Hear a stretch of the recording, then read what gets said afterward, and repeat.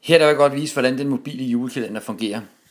Det er jo sådan, at man laver et site her, hvor det er meningen, at brugerne de skal komme ind hver dag, og så skal de med det samme kunne se, om de har vundet 2 biografbilletter.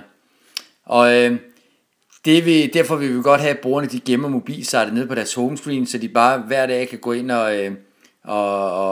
og hurtigt se, om de har vundet. Så derfor vil vi lige lave sådan en video, der viser, hvordan man gemmer et mobilsite på sin homescreen, så brugerne kan gå ind og se den.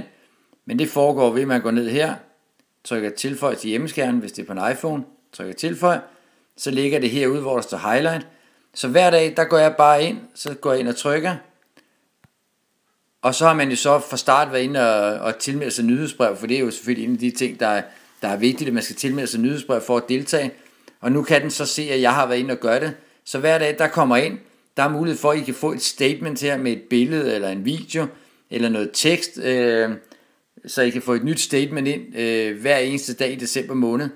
Så går jeg ind som bruger, trykker få mit lod i dag, og hvis det er på en iPhone, så er der et skrabefelt, og hvis det er på en Android-telefon, så kan man desværre ikke lave skrab, men der vil den så komme ind og sige, tillykke, du har vundet, eller du har desværre tabt.